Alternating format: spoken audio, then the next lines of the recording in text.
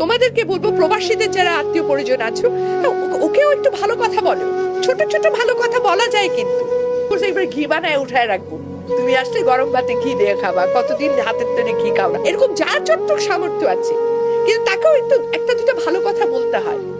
ওই মানুষটা কিন্তু দিন শেষে একটু ভালো কথা চায়, সারাটা দিন সে পরিশ্রম করে।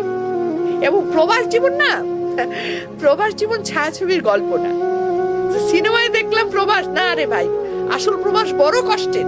স্পেশালি এই আমাদের যে বেলটায় যে গালফ কান্ট্রি গুলো আছে, সৌদি আরব, তারপরে কি বলে কাতার, কুয়েত, এই বাপরে বাপ। আমি কিছুদিন আগে মিশরে গেছিলাম, মানে মনে হচ্ছে কি শরীরের আমার কি বলে মগজ গলে গলে পড়ছে, এত গরম। দুবাই, বাপরে বাপ, মানে ওখানে যে কি কষ্ট, এটা না আসলে বাংলাদেশের মানুষকে আমি বুঝাইতে পারবো না, কল্পনা করতে পারবো না, নিজে না গেলে বোঝা যায় না।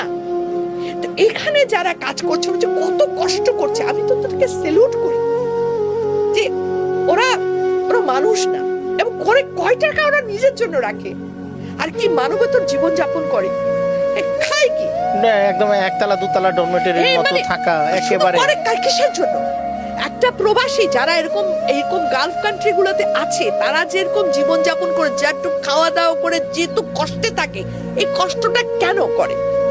পরিবারের জন্য করে, পরিবারকে হাসি মুখে রাখার জন্য করে। এই পরিবারের কাছে আমার অনুরোধ যে প্লিজ তার কষ্টকে একটু মূল্যায়ন করো, তাকে একটু ভালোবাসো, বেশি কি আর তার লোকে একটু ভালো কথা বলো।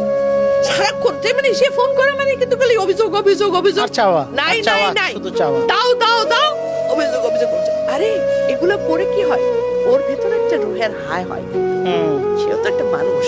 এই রুহের হাই কিন্তু কোনোদিন বৃথা যায় না, টুডে অর টুমরো এটার জন্য পে করতে হয়।